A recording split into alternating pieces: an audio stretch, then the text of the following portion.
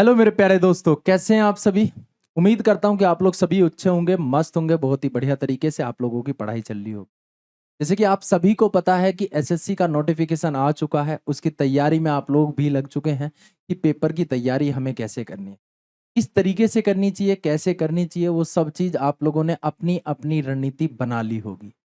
तो आज मेरे साथ जानते हैं कि एसएससी होता क्या है, एसएससी किस तरीके से हमारे साथ एग्जाम लेता है, क्या एज कैटेगरी होता है हमारे लिए, हमारी सैलरी कितनी होती है जॉब लगने के बाद, ये सारी चीजें हम जानेंगे। तो मैं योगेश राणा आप सभी का स्वागत करता हूं आपके अपने यूट्यूब चैनल पैरामाउंट कोचिंग पे।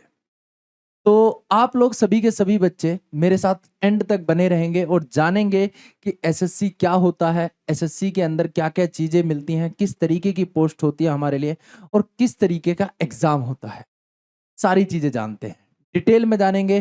तो सभी का, आप सभी का स्वागत है आपके अपने सेंटर पैरामाउंट क्लासेस पे।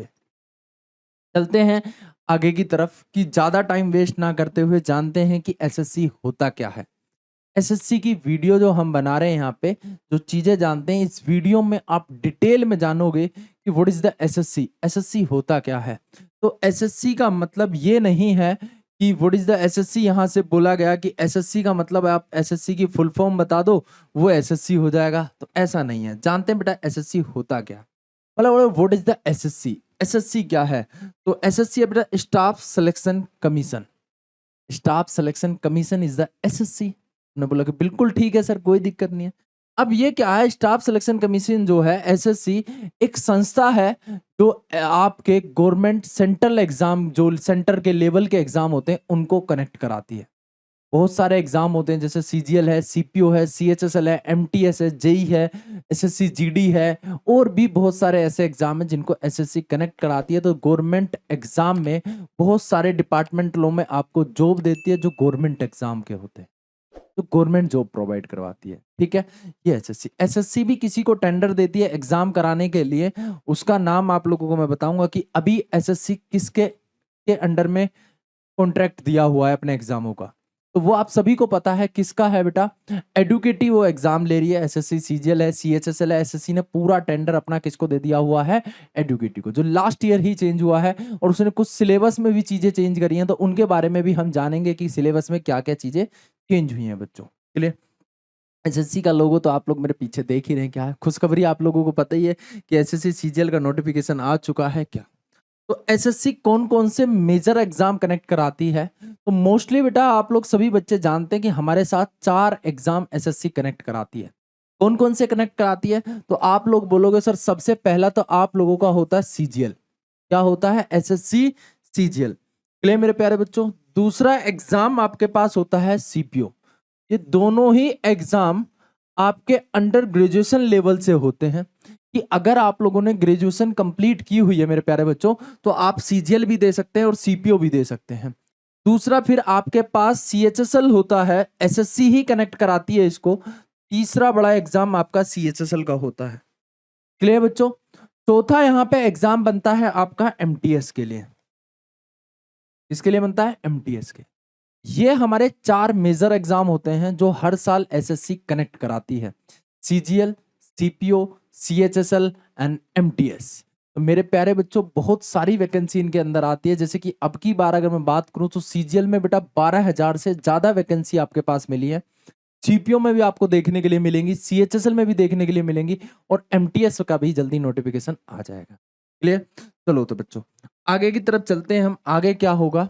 तो एसएससी सीजीएल के लिए हमें क्या क्या चीजें चाहिए होती हैं, क्या क्या क्वालिफिकेशन चाहिए, एज लिमिट क्या होगी हमारी, वो सारी चीजें हम यहाँ पे जानते हैं। सबसे पहले आप लोग देखोगे कि हमारी क्वालिफिकेशन क्या होनी चाहिए। एसएससी सीजीएल के लिए हमारी जो क्वालिफिकेशन है वो क्या होनी चाहिए बेटा, बैचलर डिग्री होनी चाहिए आपकी किसी भी स्ट्रीम में, चाहे आपने आर्ट्स से किया हो, साइंस से किया हो, कॉमर्स से किया हो, या आपने डॉक्टरेट की हो, या आपने इंजीनियरिंग की हो। आपने किसी भी चीज में की हो, बस आप लोगों ने ग्रेजुएशन कंप्लीट किया हो, तो आप एसएससी सीजीएल का एग्जाम फॉर्म फिल कर सकते हैं, उसका एग्जाम दे सकते हैं। क्लियर बच्चों। चलिए उसके बाद करता हूं मैं एज लिमिट। अब एज लिमिट की अगर मैं बच्चों बात करता हूं तो एज लिमिट में आप देखोगे कि 18 से 27 कुछ पोस्टों के लिए होती है आपकी, जैसे कि आपके पास auditor, accountant, UDC, tax assistant, SI in CBI, जो आपके पास सब इंस्पेक्टर होते हैं वो, उनके लिए 18 से 27 की आपके पास बनती है। दूसरा बेटा 18 से 32 कुछ बनती है, जिसमें आपके पास पोस्ट बनती है जेएसओ। कौन सी बनती है? जेएसओ, जिसमें आप एक इकोनॉमिक्स स्टैटिक्स का पेपर एक्स्ट्रा देते हो, पेपर नंबर 3। क्लियर? उसके बाद बाकी जो रिमेनिंग पोस्ट है उन सभी के लिए 18 से 30 की एज होती है। इसके लिए और रिमेनिंग पोस्ट जिसमें इनकम टैक्स इंस्पेक्टर आ जाता है, एक्साइज इंस्पेक्टर आ जाता है, जीएसटी इंस्पेक्टर आ जाते हैं, कस्टम इंस्पेक्टर, एग्जामिनर, ईडी, ये सभी इसी के अंदर आ जाते हैं मेरे प्यारे बच्चों। बहुत बड़े नाम मैंने आप लोगों के साथ लिए हैं, तो ये सारी की सारी पोस्ट आपको एसएससी सीजीएल दिलवा सकता है मेरे प्यारे बच्चों। कौन दिलवा सकता है? SSC CGL. तो आप लोग इसके लिए क्या तैयार हैं? अगर तैयार हैं तो इस वीडियो के नीचे आप लोग कमेंट करेंगे और हम नेक्स्ट वाली वीडियो में आप लोगों के साथ पूरा टॉपिक वाइज चीजें जो हम चला के हुए हैं वो चीजें सिरे स्टार्ट हो जाएंगी। 90 दिन का हम प्लान लेके आने वाले हैं आप लोगों के साथ, कि हमारे पास लगभग अगर मैं बात करूंगा तो 80 से 90 दिन हमारे पास बचे हुए हैं एग्जाम को लेके। उस एग्जाम को किस तरीके से क्रैक करना है, उसमें हमें कैसे रैंक लेके आनी है, हमें किस तरीके से अपना स्कोर अच्छा करना है, वो सारी चीजें हम नेक्स्ट वाली वीडियो में जानेंगे कैसे करेंगे। आज जो है हम जानते हैं एसएससी क्या है उसको। क्लियर है?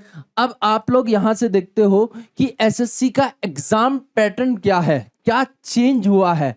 तो मैं आप लोगों को डिटेल में वो चीजें बताने वाला हूं कि क्या क्या चेंज हुआ है। सबसे पहले देखेंगे कि मैथमेटिक्स के 25 क्वेश्चन आते थे पहले, आज भी 25 क्वेश्चन आएंगे।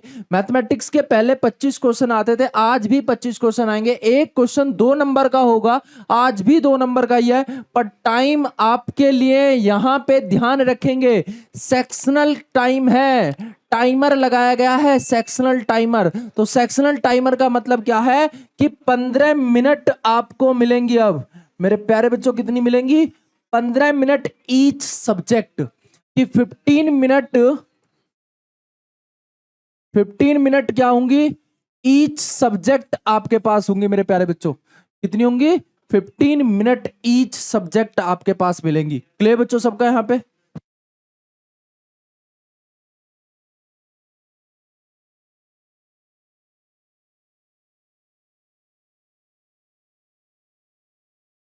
क्लियर बच्चों?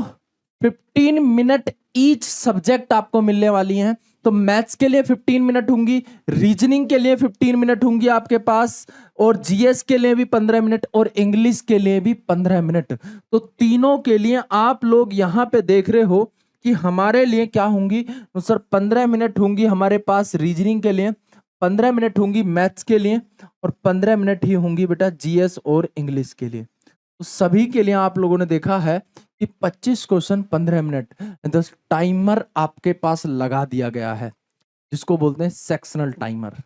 सेक्शनल टाइमर का मतलब क्या है कि ईच सब्जेक्ट के लिए मेरे पास सिर्फ 15 मिनट होंगे, उससे ज्यादा मिनट हमारे पास नहीं मिलेंगी। क्लियर मेरे प्यारे बच्चों? चलिए, आपके पास एग्जाम पैटर्न जो होगा टायर 2 के लिए, मतलब प्री के लिए तो मैंने आप लोगों के साथ बता दिया क्या होगा।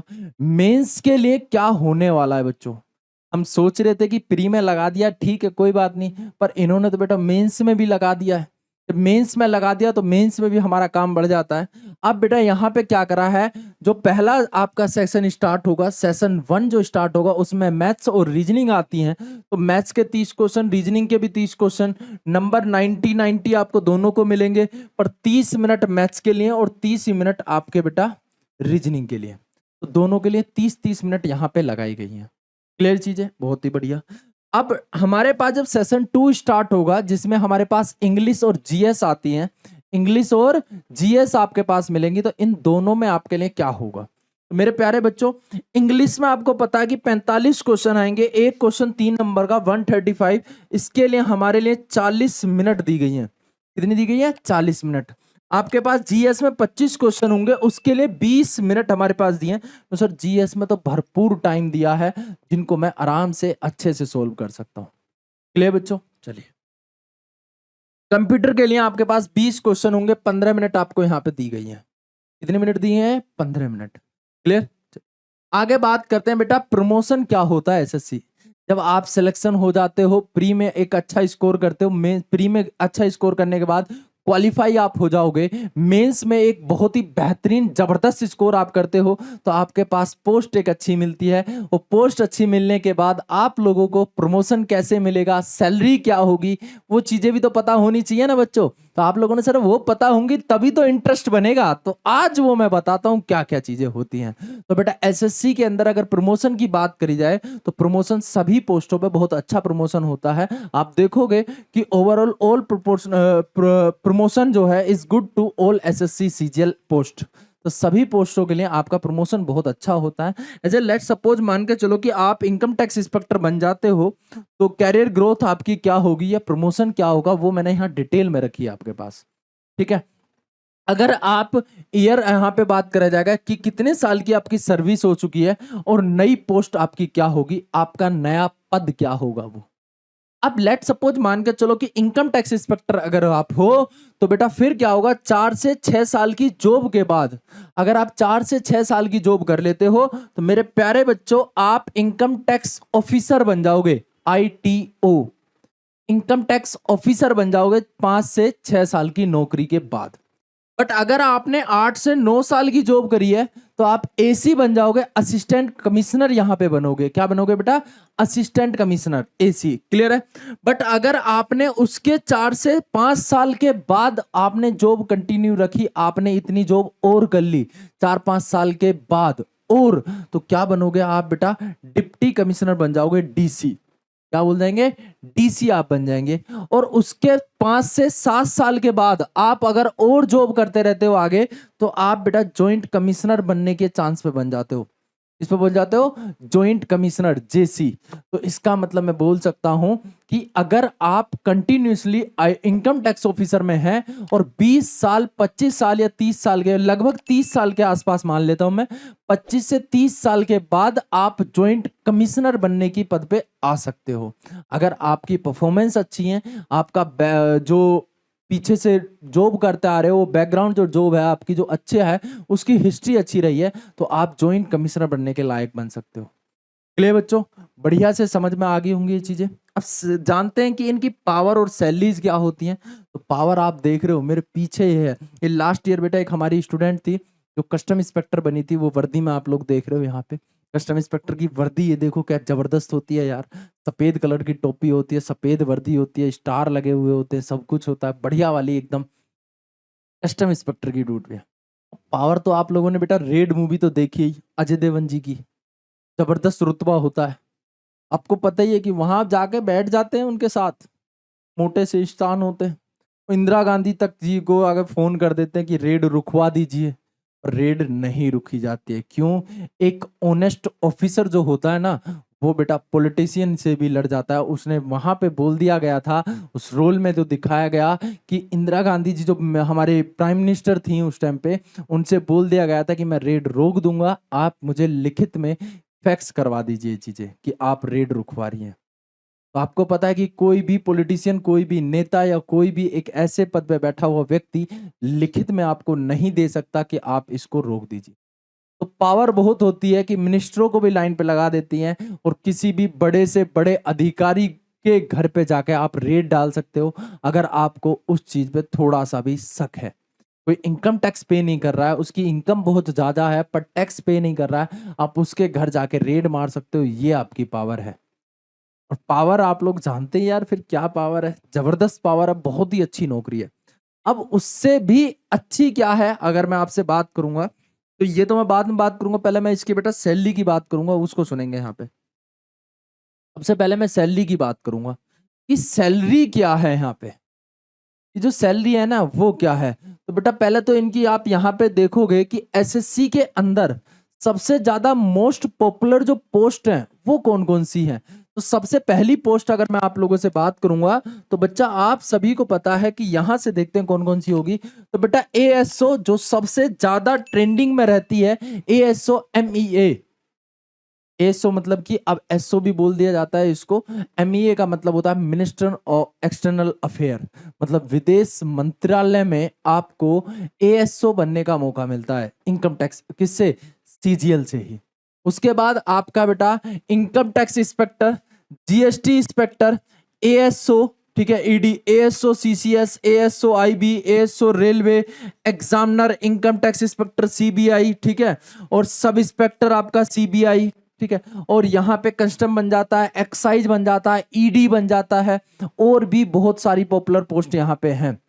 सबसे ज्यादा मोस्ट पॉपुलर बच्चों की जो पसंद रहती है वो रहती है आपकी income tax inspector, GST inspector, examiner inspector, आपका और कौन सा बेटा सीधा ईडी इंस्पेक्टर। ये बहुत सारी पोस्ट ऐसी हैं जो मोस्टली बच्चों को पॉपुलर करती हैं कि सर मुझे ये पोस्ट चाहिए। हम जैसे बहुत सारे ऐसे टीचर हैं जिन्होंने excise inspector, income tax inspector लिया था। मैंने आपके 2017 में जब पेपर दिया था तो first time income tax inspector में वहां पे बना था। तो मेरी पोस्टिंग जो थी वो कोयम्बटूर पहुंची थी। तो first time income tax inspector की पोस्ट मुझे भी मिली थी। सेकंड टाइम जब हमने किया तो एक्साइज इंस्पेक्टर बने। 2 बार एसएससी सीजीएल मैंने क्वालिफाई किया है, जिसमें आप लोगों को मेरा भी एक्सपीरियंस कि मैंने एग्जाम कैसे किया था, कैसे मैं मैथ्स के अंदर पूरे में से पूरे नंबर लेके आया था, वो एक्सपीरियंस भी मैं आप लोगों के साथ साझा करूंगा। उस चीज की भी टेक्निक बताऊंगा कि कैसे हम पूरे नंबर ला सकते हैं मैथ्स में, कैसे हम पूरे नंबर अपने सब्जेक्ट में ला सकते हैं। मैंने मैथ्स में पूरे में से पूरे लिए थे, रीजनिंग में भी पूरे में से पूरे लिए थे, जीएस में भी अच्छा स्कोर था, इंग्लिश में भी अच्छा स्कोर था। इंग्लिश में इतना अच्छा नहीं था कि मैथ्स के बराबरी कर पाऊं, पर हाँ मेरा रीजनिंग और मैथ्स में out of 2 out off score रहा था। ठीक है, उस टाइम पे मेंस बेटा आप लोगों को 200 नंबर का इंग्लिश और 200 नंबर का मैथ्स हुआ करता था। अब तो आपके लिए चीजें चेंज कर दी गई हैं। चलते हैं बेटा आगे। हम सैलरी की मैं बात करूंगा तो सैलरी रेंज जो होती है सीजीएल के अंदर, वो आप लेकर देखोगे कि जो आपका पे ग्रेड है, पे ग्रेड हमारे पास कितना होता है ना सर, 2400 से 4800 का पे ग्रेड होता है। और सैलरी अगर मैं बात करूं तो बेटा समथिंग 57,000 से 1 लाख के आसपास आपकी सैलरी होती है। और जब पे आपका 8th पे कमीशन लग जाएगा तो यही सैलरी आपकी 80,000 से 1.5 लाख हो जाएगी। क्या हो जाएगी? 80,000 से 1.5 लाख हो जाएगी। जैसी आपका 8th पे कमीशन अप्लाई कर दिया जाएगा तो ये मान के चलना आप 150 के तक आपकी सैलरी पहुंचेगी। 150,000 मतलब 1.5 लाख। बहुत ही बढ़िया है। इतनी सैलरी के लिए तो हम कुछ भी कर जाएंगे, कुछ भी कर जाएंगे। मतलब आपको अपने ये 90 दिन जबरदस्त तरीके से लगाने हैं, बहुत ही अच्छी चीजें करनी है। तो मैं उम्मीद करता हूं कि आप लोग सभी इस वीडियो को अच्छे से और ईमानदारी से देख रहे होंगे। क्लियर? चले आगे चलते हैं बेटा। आपके पास कि मिनिमम टाइम क्या होना चाहिए हमारे सिलेक्शन के लिए। अगर कोई बच्चा फ्रेशर है, क्या है, कोई बच्चा फ्रेशर है और वो आपकी अपनी तैयारी शुरू करना चाह रहा है तो एटलीस्ट बेटा 1 ईयर का प्लान बना के आए। कितने ईयर का? 1 ईयर का प्लान आप बना के आए। एटलीस्ट आपके पास कितने साल का? 1 साल का प्रोफेशनल टाइम होना चाहिए, तो आप आराम से अपना एसएससी सीजीएल कर सकते हैं। स्टडी आवर कितने होने चाहिए पर डे? तो मिनिमम मैं आप मानता हूं कि एवरेज जो होना चाहिए मेरा 7 से 8 घंटे का पर डे का एवरेज होना चाहिए आपके सेल्फ स्टडी का। कि पर डे आप कितना करें बेटा? 7 से 8 घंटे, 7 to 8 आवर्स आपको कंटिन्यूसली पढ़ना होगा। एवरेज टाइम आपका होना चाहिए ये दिन का। क्लियर चीज है? चलो, ये आपके पास क्या कि स्टार्ट कैसे करें हम, कि हम चीजों को कैसे स्टार्ट करें। तो सबसे पहले तो हमें क्या करना है, first study at the syllabus carefully and completely complete. हमें क्या करना है कि सबसे पहले जो हमारे पास अगले 90 दिन आने वाले हैं तो उनमें हमें सबसे पहले अपना सिलेबस कंप्लीट करना है। और वो भी क्या करना है, केयरफुली करना है, कंप्लीट विद प्रैक्टिस।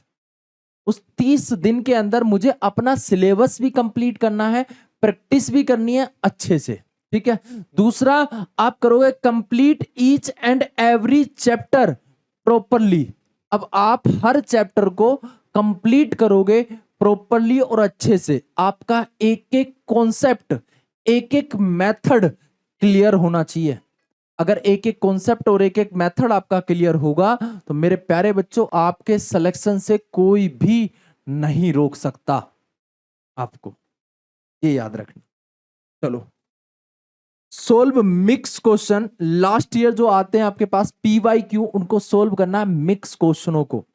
किसको सोल्व करना है? मिक्स क्वेश्चनों को सोल्व करना है आपको, और एनालाइज भी करते चलना है। और हमें एनालाइज करना है कि हमारा वीक पॉइंट क्या है। हमें क्या एनालाइज करना है कि हमारा और तुम्हारा जो वीक पॉइंट है, जहां पे हम कमजोर हैं, उसको एनालाइज करना है कि कौन से चैप्टर में हम कहां पे कमजोर हैं, ये करना है। फिर आपको बेटा एक सही गाइडलाइंस, मतलब कि एक सही रास्ता चुनना होगा, जो आप लोगों ने आज चुन लिया है। कहाँ? पैरामाउंट के साथ। पैरामाउंट में योगेश सर के साथ आप लोगों ने चुन लिया है कि किस तरीके से हमें तैयारी करनी है। क्लियर बच्चों? ये सभी याद रखना आप लोग। सिलेक्टेड स्टूडेंट से बात करते रहना, मैं मिलवाऊंगा अपने जो प्यारे बच्चे हैं जो सिलेक्टेड हुए हैं, उनसे भी आप लोगों की मुलाकात करवाई जाएगी कि किस तरीके से चीजों को करा जाएगा। ठीक है, उन्होंने किस तरीके से तैयारी की थी। Important point, most important point है जो एसएससी में हम सभी को याद रखने चाहिए। क्या इंपॉर्टेंट पॉइंट है देखेंगे यहाँ बेटा। Changing trend in the CGL question since 2018। मैंने आप लोगों से बोला कि एसएससी ने अपना जो ट्रेंड्स था क्वेश्चन का, ट्रेंडिंग में जो क्वेश्चन चलते थे, उनको चेंज किया उसने कब? 2018 के बाद में अपने क्वेश्चनों का जो लेवल है ना, उसने चेंज करना शुरू कर दिया। और लास्ट ईयर मेरे प्यारे बच्चों, आप सभी ने देखा था कि एडुकेटी ने किस तरीके के क्वेश्चनों को दिया था। तो बहुत दिनों के बाद आपको पिरामिड और प्रिज्म के क्वेश्चन देखने के लिए मिले थे। एसएससी इनको भूल ही गया था, और कुछ एडुकेटी ने याद दिलाया कि नहीं, प्रिज्म भी है और पिरामिड भी है, तो उनसे क्वेश्चन आना शुरू हुआ। ठीक है, आपको क्या करना है? Difficult level has the reduce, focus on the relative time of the question, avoid over practice, necessary unnecessary difficult PYQ of 2017 and before। आप लोग 2017 से पहले के PYQ को इग्नोर करोगे, अवॉइड करोगे, उनको नहीं करना है, क्योंकि आज वाले टाइम में इतना डिफिकल्ट पार्ट नहीं आता है जैसा बच्चे तैयारी करने की सोचते हैं कि बहुत सारा डिफिकल्ट पार्ट आएगा, बहुत सारे क्वेश्चन हमें डिफिकल्ट मिलेंगे। नहीं, कुछ क्वेश्चन डिफिकल्ट आते हैं जो आपके रैंक तक लेके जाते हैं। उन क्वेश्चनों को कैसे सोल्व करेंगे वो भी मैं बताऊंगा आप लोगों को। एक अच्छी अप्रोच के साथ चलेंगे। क्लियर बच्चों? चलिए, यहां पे जो चीजें हैं उनको सबको ध्यान रखना है। अब इफेक्टिव मॉक टेस्ट स्ट्रेटेजी क्या होगी हमारी? अगर मैं मॉक टेस्ट देता हूं तो मॉक टेस्ट के लिए मेरी क्या रणनीति होनी चाहिए, किस तरीके से होनी चाहिए, वो चीजें जानते हैं। तो मेरे प्यारे बच्चों, आप लोग क्या करेंगे? सबसे पहले तो पॉइंट आप लोगों का बनता है कि चैप्टर वाइज मॉक टेस्ट देंगे। क्या देंगे? Chapter wise. और चैप्टर वाइज देंगे तो हम करेंगे वहां से आइडेंटिफाई, हमारे पास निकल कर आ जाता है कि हमारे वीक एरियाज हैं या नहीं है उस चैप्टर के अंदर, वो सारी चीजें।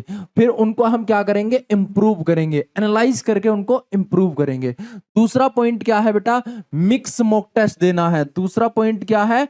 मिक्स मॉक टेस्ट देना है आपको, और रियल एग्जाम बेस देना है। एग्जाम के बेस होना चाहिए कि जिस एग्जाम की आप तैयारी कर रहे हो उसी एग्जाम के बेस पे। क्लियर है चीजें? चलिए, फिर आपको क्या करना है? तीसरा पॉइंट आपका मेरे प्यारे बच्चों, सोल्व करने आपको PYQ of SSC, CGL, CHSL, steno, GD, MTS and the level are the almost same exam. मतलब अगर मैं बात करूं, इन सभी का मेरे प्यारे बच्चों सबका लेवल एक जैसा ही रहता है। क्वेश्चनों का इधर उधर घुमा फिरा हो जाता है, लैंग्वेज चेंज हो जाती है, बाकी लेवल चेंज नहीं होता। थोड़ा वो GD का डाउन होता है, पर CGL के कभी क्वेश्चन CHSL में टपक जाते हैं, और कभी कभी CHSL का पेपर CGL को फेल कर देता है, या MTS का पेपर भी कभी कभी CHSL या CGL को फेल कर देता है। तो सबका लेवल सेम होता है। कंफ्यूजन नॉर्मल क्या होता है बेटा? आप लोग कंटिन्यूटी नहीं रखते हो, कंटेंसिटी नहीं रखते हो, सक्सेसिव लगातार नहीं पढ़ते हो। अगर आप लगातार कंटिन्यूसली पढ़ोगे तो चीजें आप लोगों की बेटर होंगी, इंप्रूव होंगी, और अच्छा निखर के आओगे। तो ये सारी चीजें आप लोगों को करनी है। क्लियर? अब आप लोग क्या करते हैं? मोस्ट इंपोर्टेंट पॉइंट, और CGL, CPO, CHSL एग्जाम के लिए आप लोगों को क्या करना है बेटा? Solve the SSC, CGL, CPO, CHSL, stenographer, MTS and PYQ compulsory. सभी को PYQ करने कंपलसरी है। आप बोलोगे सर कहां से कंपलसरी करें बेटा?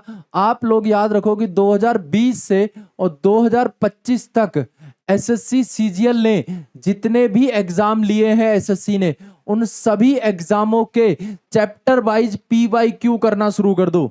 अगर किसी बच्चे को PYQ नहीं है तो बेटा आपको इस वीडियो के डिस्क्रिप्शन पे मेरे PDF आपका किसका टेलीग्राम का लिंक मिल जाएगा। आप लोग तो उस टेलीग्राम को जाके आप ज्वाइन कर लोगे। उस टेलीग्राम पे आप लोगों को लास्ट 4 से 5 साल के PYQ चैप्टर वाइज मिल जाएंगे आप लोगों को। तो वहां जाके आप चैप्टर वाइज ले सकते हैं मैथ्स के। क्लियर है? और किस तरीके से करना है, कैसे करना है, तो मैं आप लोगों को बता दूं। मैं बताता हूं आप लोगों को कि अल्ट्रा प्रो क्या बेटा, अल्ट्रा प्रो जो टेक्निक है वो हमारे पास है, जो आप लोगों को विद इन 15 मिनट में 25 क्वेश्चन कराएंगी। कि 15 मिनट में 25 क्वेश्चन कैसे होंगे वो आप लोगों को बताएंगे हमारी अल्ट्रा प्रो टेक्निक और कॉन्सेप्ट और ट्रिक। क्लियर मेरे प्यारे बच्चों? तो देखते हैं यहाँ पे और क्या चीजें हो सकती हैं हमारे पास, जिन चीजों को हमने अभी डिस्कस नहीं करा है। ये तो बेटा SSC CGL जो हमारे पास है, आप लोगों को बताऊं क्या करना है सभी बच्चों को। यहाँ पे सुनेंगे कि स्मार्ट वर्क ओवरनेंसेस जो चीजें हैं कि हम ओवर कॉन्फिडेंट हो जाते हैं। ओवर कॉन्फिडेंट मतलब ये कि मेरा तो हो जाएगा यार, मैं तो 2 साल से तैयारी कर रहा हूँ, सब कुछ मैंने पढ़ लिया है और सब कुछ पढ़ने के बाद मैं समझता ये हूँ कि मेरा पेपर तो हो जाएगा। और फिर ऐसा करते करते कब 3 साल 4 साल हो जाती है हमें पता नहीं लगता है। मेरे प्यारे बच्चों इधर देखेंगे कि स्मार्ट वर्क के साथ साथ हमें हार्ड वर्क भी करना होगा, हार्ड वर्क के साथ स्मार्ट वर्क भी करना होगा, तभी हमारा कुछ हो पाएगा। तो useful SSC CGL CHSL CPO stenographer GD MTS के लिए ये रणनीति आप लोगों के लिए बिल्कुल कामयाब होगी। तो why the stage and matter, strategy हमारी क्या होगी, स्ट्रेटेजी मैटर क्या करती है, हमारी रणनीति क्या मैटर करती है, वो चीज यहाँ पे जानेंगे। तो बच्चों वैकेंसी जानते हैं पहले तो। SSC CGL के अंदर 2026 में कितनी वैकेंसी आई हैं, तो आप लोग बताओगे कि सर जो वैकेंसी आई है मेरे प्यारे बच्चों वो आई है आपकी 12,256 वैकेंसी दी है। उम्मीद है कि अभी ये वैकेंसी आपकी बढ़ सकती हैं, पर अभी जो अलाउंस करी गई है इम्प्रूव जो हमारे पास यहाँ पे अप्लाई जो करी जा रही है वो 12,256 वैकेंसी यहाँ पे SSC CGL ने बताया है कि 2026 के अंदर SSC CGL में 12,256 वैकेंसी SSC CGL में आई हैं। मेरे प्यारे बच्चों बहुत सारी वैकेंसी हैं, अभी इनका इंक्रीज होना बनता है कि इंक्रीज होंगे। सबसे बड़ा हमारे लिए जो टारगेट है वो ये है कि 15 मिनट में मैथ्स के 25 क्वेश्चन कैसे सोल्व करेंगे। तो बेटा सोल्व करेंगे बहुत ही अच्छे तरीके से और शानदार तरीके से। मैं उम्मीद करता हूं कि आप लोगों को ये वीडियो बहुत ही अच्छे और शानदार तरीके से चीजें समझ में आ गई होंगी। तो आगे चलते हैं बेटा कुछ चीजों को और समझने के लिए। तो सभी बच्चे अगली वीडियो का इंतजार करेंगे हमारी का। अगली वीडियो क्या होगी मैं आप लोगों से बात करूंगा कि कैसे हमें मैथ्स पढ़ना है, किस तरीके से एग्जाम में मैथ्स को सोल्व करना है, किस तरीके से आपको मैथ्स को डील करना है। तो मेरे प्यारे बच्चों मिलते हैं नेक्स्ट वाले पार्ट में आप लोगों से एक और बेहतरीन सी वीडियो लेके, एक बेहतरीन सा टॉपिक और बेहतरीन से कॉन्सेप्ट के साथ। ठीक है बच्चों, जय हिंद बच्चों, जय भारत, सत श्री अकाल सभी को।